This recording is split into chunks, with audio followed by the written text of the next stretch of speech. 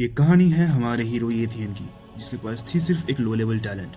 एक दिन आसमान में कई सारे गेट्स खुलते हैं, जिनसे भयानक मॉन्स्टर्स बाहर निकलते हैं और पूरी धरती पर तबाही मचाने लगते हैं। इसी के साथ साथ इंसानों को मिली टैलेंट्स, और उनमें से एक खास इंसान को मिली कॉपी कैट का टैलेंट। ताकत के साथ साथ उसका बस एक ही गोल था, अपनी बहन की रक्षा करना। और इस कॉपी कैट की टैलेंट के साथ मैं भविष्य में सबसे ज्यादा शक्तिशाली इंसान बनूंगा। वो फियर्स बीस्ट उस बच्ची पर हमला कर देता है, और तभी ये ध्यान उस बच्चे को बचाने के लिए बीच में आ जाता है। लेकिन उसे पता था कि वो उसके चंगुल से नहीं बच सकता। और तभी उसी वक्त वहां पर हवा को चीरती हुई एक लंबी तलवार आती है, और एक लंबा चौड़ा आदमी उसी जगह आकर अपने सामने की जमीन को चीर देता है।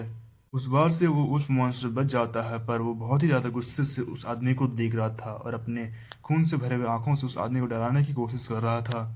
पर उसके सामने खड़ा आदमी भी किसी ताकतवर इंसान से कम नहीं था। वो चिल्ला के बोलता है, मुझे माफ करना यहाँ पर लेट आने के लिए। लोग मुझे कैप्टन वुल्फ बुलाते हैं। अब मैं जबकि यहाँ पर आ चुका हूँ, तो बच्चे तुम्हें बस उस बच्चे को संभाल के रखना है, और मैं इस वुल्फ को देख लूंगा। और येथियान भी ये अच्छी तरीके से जानता था कि वो इस लड़ाई में बूझ के अलावा कुछ भी नहीं था। वो भी चुपचाप पीछे रहने का ही डिसाइड करता है। उल्फ कैप्टन उस उल्फ का सामना करने लगता है, और वो दोनों ही एक दूसरे का बुरी तरीके से मार रहे थे और बराबरी का सामना कर रहे थे। येथियन उस कमाल की लड़ाई को देख रहा था और उस बच्चे की नजरों को ढक दिया था। कैप्टन वुल्फ देखता है कि ये वुल्फ मॉन्स्टर बहुत ही ताकतवर था। वो जब भी उस पर वार करता था, वो उल्फ मॉन्स्टर पहले उससे बच जाता था। उसकी स्पीड बहुत ही तेज थी। और यही चीज सिल्वर मून प्रजाति की खासियत होती है, जिनके पास अच्छी स्पीड टैलेंट होती ही थी। पर अब ये टैलेंट कितने रैंक का होगा, वो अलग बात थी। और फियर्स उल्फ से परेशान कैप्टन उल्फ अपने दूसरे साथी को ऑर्डर देता है, और तभी आसमान से उसकी बाकी टीम के लोग उस मॉन्स्टर पर वार करने के लिए टूट पड़ते हैं। वो सभी उस उल्फ पर वार तो कर रहे थे, पर वो उल्फ बहुत ही तेजी से उस कैप्टन की तरफ बढ़ता है वार करने के लिए।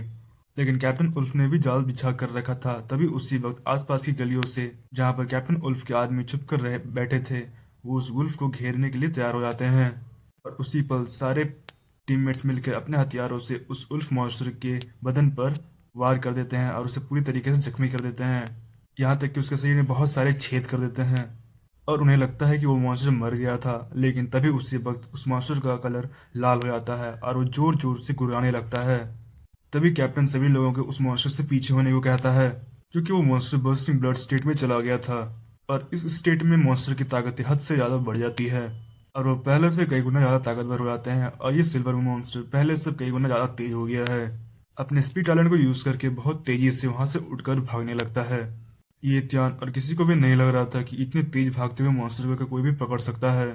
लेकिन कैप्टन बताता है कि उसने अपनी टीम में ऐसे लोगों को भर रखे थे कि ऐसे समय आने पर वो काम आते हैं और किसी भी मॉन्स्टर को भागने नहीं देते हैं। जिस डायरेक्शन वो फियर्स बीस्ट भाग रहा था, उसी डायरेक्शन में कैप्टन की टीममेट खड़ी थी। वो आर्चर उसी डायरेक्शन में निशाना लगा के खड़ी थी, और उसका निशाना इतना पक्का था, जिस पल वो बीस्ट फियर्स बीस्ट उसके सामने आया, उसी पल उसका निशाना उस पर लग गया, जिससे एकदम घायल होकर वो मॉन्स्टर नीचे आकर गिर जाता है। और कुछ टाइम बाद वो आर्चर भी नीचे आ जाती है, और उसके सभी टीममेट उसके इस खतरनाक निशाने की तारीफ कर रहे थे। और इतनी खतरनाक लड़ाई देखने के बाद भी येतियान का ध्यान उन लोगों पर नहीं था। उसके सामने तो उससे भी खास चीज मौजूद थी। उसके स्टेटस में वो देख पा रहा था कि वो स्फियर्स बीस्ट के स्पीड टैलेंट को कॉपी कर सकता है तो वो नोविस टाइगर सच में बहुत ही कमाल का है। पर बात ये थी कि उस स्फियर्स बीस्ट को टैलेंट लेने के लिए उसे जाकर उस बीस्ट को छूना होगा। बाकी सबका ध्यान भटका हुआ था, और ये ध्यान देख पाता है कि वो फ्यूज बिस्ट अभी भी जिंदा था, और किसी तरह वो अपने पैरों पर वापस उठता है। और तभी कैप्टन भी चिल्लाता है कि सभी लोग सावधान हो जाओ उस मॉन्स्टर से। ना जाने कितनी चोटों के बाद भी वो अभी तक जिंदा है, और वो लड़ने के लिए सभी लोग रेडी हो जाते हैं। वो फियर्स बिस्ट अभी बहुत ही कमजोर स्टेट में था, इसलिए वो भाग नहीं सकता। फटाफट मौका देकर जितनी जल्दी हो सके उतनी जल्दी उसे खत्म करना होगा। अब वो कैप्टन येथियन की तरफ देखकर चिल्लाता है, लड़के यहाँ से भाग जाओ उस बच्चे को लेकर। ये मॉन्स्टर बहुत ही खतरनाक है, ये कभी भी किसी पर भी हमला कर सकता है। पर येथियन का ध्यान उस टैलेंट पर था। वो इसी मौके पर देख के वो बहुत ही अपनी तेजी से रफ्तार से उस तेज मॉन्स्टर की तरफ आगे बढ़ता है, और पूरी जान लगाकर उस मॉन्स्टर को जाकर वो एक पंच दे मारता है। और इसी के सहारे वो उसे टैलेंट को कॉपी कर सकता था। लेकिन उसको ये चीज पूरी नहीं लग रही थी। वो यहाँ पर नहीं रुकता, वो उस मॉन्स्टर के ऊपर बैठ जाता है और उसे भागने देने से रोकता है। बार बार लगातार एकदम अपनी पूरी ताकत लगाकर उस मॉन्स्टर को वो मुक्के से मार रहा था। उसके टैलेंट और कॉपी होने की नोटिफिकेशन भी बार बार स्पैम हो रहे थे।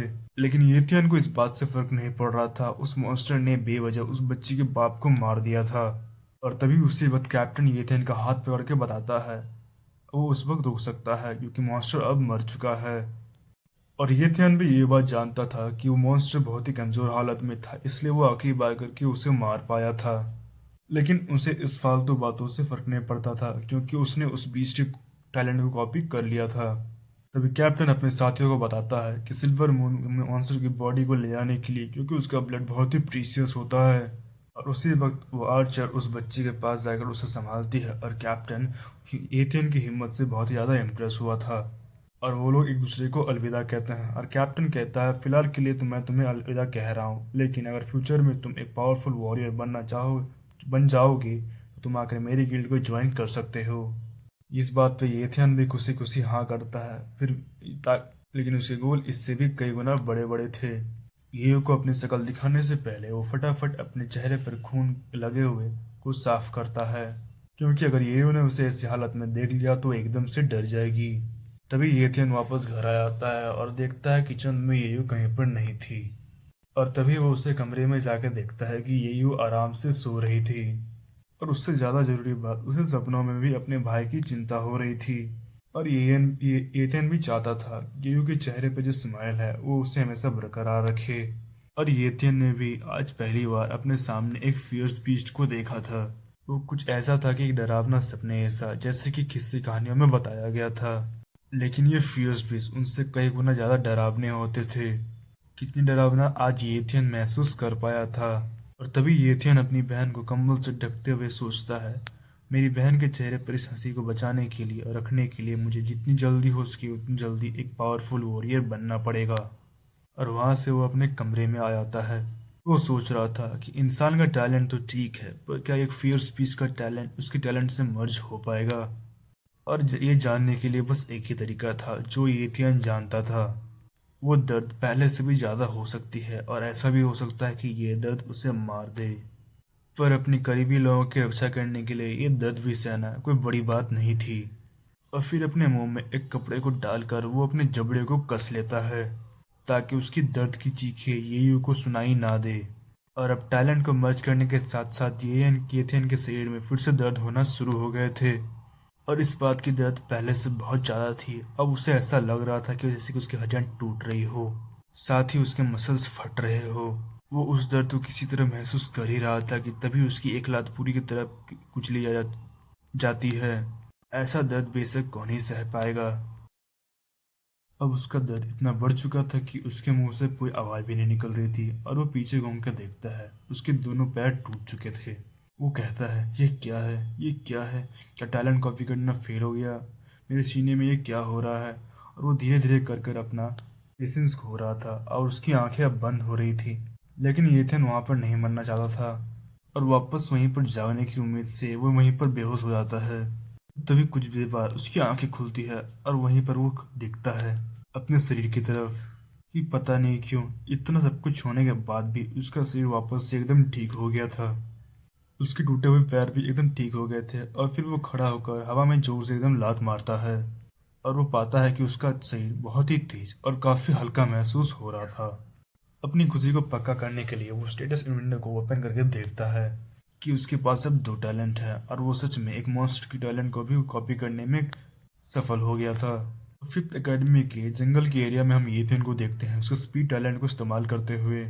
वो जंगल में अपने स्पीड टैलेंट के साथ इतनी तेज छलांगे मार रहा था कि वो छलांग के अलावा उड़ना ऐसा दिख रहा था। वो अपने इस टैलेंट से बहुत ही ज्यादा खुश था और वो तभी एक खतरनाक वाली सुपर हीरो लैंडिंग करता है। और इस बात से उसे रियलाइजेशन होता है कि उसके स्पीड टैलेंट के साथ साथ उसकी ताकत में भी काफी ज्यादा फर्क पड़ा था, क्योंकि शायद जब कोई चीज तेज होती है तो साथ साथ उसकी ताकत भी बढ़ जाती है। एकदम तेजी से अपने पूरे बॉडी में एकदम बिजली को निकालता हुआ आगे बढ़ रहा था और कहता है सच में सिल्वर मून की स्पीड बहुत ही कमाल की है। और ऐसे टैलेंट तो सच में भविष्य में बहुत ज्यादा काम आने वाले हैं। जो आप लोगों को पता ही होगा फ्यूचर में ये कितना ज्यादा पावरफुल वॉरियर बनने वाला है। कुछ देर बाद येथन बैठकर फिर से कल्टीवेशन करने लगता है। उसकी स्पीड अब वॉरियर लेवल की हो गई थी, लेकिन ओवरऑल ताकत अभी भी बहुत ही ज्यादा कमजोर थी। अगर वो किसी तरह से अपनी कल्टीवेशन की स्पीड को बढ़ा पाता तो सच में उसका प्रोग्रेस बहुत ही ज़्यादा तेज हो जाता। तभी वहाँ पर एथियन के जोर की आवाज़ें लगाता हुआ जियान बापी वहाँ पर आ जाता है। ये ध्यान मैं तुम्हें कब से ढूंढ रहा हूँ, मैंने अकेडमी में देखा पर तुम वहाँ नहीं थे और यहाँ पर तुम अकेले अकेले ही ट्रेनिंग कर रहे हो। और जियान एथियन के प्रोग्रेस को देखकर बोलता है, तुमने कमाल कर दिया, अब तो तुम चेले लेवल के बन गए हो। और तभी जानबो एथियन से अपनी ताकत को बढ़ाने का तरीका ढूंढता है और वो पूछ रहा था कि तुमने इतनी जल्दी अपनी ताकत को कैसे बढ़ा लिया। और वो फिर बोलता है कि मेरे पास एक अपनी ताकत बढ़ाने का तरीका है। लेकिन एथियन को नहीं लग रहा था कि उसके पास भी ऐसा कोई तरीका हो सकता है। और फिर जानबो पूछता है, क्या एथियन तुमने कभी फ्यूरियस बीस्ट के खून को पिया है? और अगर तुम्हें नहीं पता तो फ्यूरियस बीस्ट का ब्लड पीकर तुम्हारा प्रोग्रेस बहुत ही तेज हो जाता है। इसलिए तो मैं तुमसे ज़्यादा जल्दी इम्प्रूव हो पाया क्योंकि मैंने फ्यूरियस बीस्ट का खून पिया था। एथियन ने तो ये पहली बार सुना था कि फ्यूरियस बीस्ट का ब्लड ये कर सकता है। और अगर ये बात उसे पहले पता होती तो वो सिल्वर मून के ब्लड को दबा दबा के पीता। उसने अपनी जिंदगी के इतने खास मौके को गवा दिया था। और तभी जानबो एथियन को बताता है कि उसके पास एक तरीका है फ्यूरियस बीस्ट के ब्लड को पाने का। और एथियन भी ये बात को जाना चाहता था तो जानबो फटाफट बताता है, सेवन बीस्ट की अथॉरिटी ने सिटी के वाइल्ड लाइफ एरिया को खोल दिया था, वो भी फिफ्थ अकेडमी के सिर्फ ट्रायल सीखने के लिए। और उस ट्रायल को जीतने का इनाम था उस फ्यूरियस बीस्ट का खून। तभी एथियन पूछता है उस वाइल्ड एरिया का लेवल कितना होगा। और जानबो बोलता है वो एरिया कम लेवल का है लेकिन वहाँ के ज़्यादातर बीस्ट को मार दिया गया है। और ऐसा सुनने में आया है कि वहाँ पर सिर्फ एक ही फ्यूरियस बीस्ट जिंदा बचा था और वो भी एक सैवेज बीस्ट जिसका लेवल नॉर्मल फ्यूरियस बीस्ट से कम होता है। एथियन भी उस ब्लड को पाने का मौका नहीं गंवाना चाहता था क्योंकि उसका प्रोग्रेस वैसे भी बहुत स्लो चल रहा था। तभी जानवर बताता है, मैंने कहा ना ये मौका बहुत ही अच्छा है, इसलिए तुम मेरी टीम को ज्वाइन करो और हम मिलकर उस फ्यूरियस से खून को जीतेंगे। एथियन के चेहरे को देखकर जानवर को साफ साफ लग रहा था कि एथियन उसकी टीम को नहीं ज्वाइन करने वाला है। इस पे उदास होता है वो जानवर बोलता है, एथियन तुम ऐसा चेहरा क्यों बना रहे हो? मैंने आकर ये इतनी अच्छी बात बताई क्योंकि तुम मेरे पक्के दोस्त हो। और एथियन बहाना बनाता है कि इस बार थोड़ा मुश्किल है पर अगली बार वो पक्का उसकी टीम को ज्वाइन करेगा। और इस बात से जानवर थोड़ा सैड हो गया था क्योंकि उसे लगता था कि एथियन उसका पक्का यार है और आज उस एथियन ने उसकी टीम ना चुनकर उससे एक धोखा दे दिया था। और तभी जानवर एथियन को बताता है, अगर शायद तुम मेरी टीम में ना रहो या ना रहो फिर भी मैं तुम्हारा पक्का दोस्त रहूंगा। इस बात को मानकर एथियन भी सोच रहा था एक टीम में काम करना काफ़ी आसान होता है पर मेरी टीम में से किसी को पता चल गया तो भविष्य में काफ़ी ज़्यादा मुश्किलें आ सकती है। मुझे किसी तरह खुद से ही इस फ्यूरियस बीस्ट के ब्लड को पाकर वॉरियर स्टेट में फटाफट आना होगा। दोस्तों अगर वीडियो पसंद आई हो तो लाइक करें, शेयर करें और सब्सक्राइब करना मत भूलना। फैंटेसी बॉन्ड पर मिलते हैं नेक्स्ट एपिसोड में।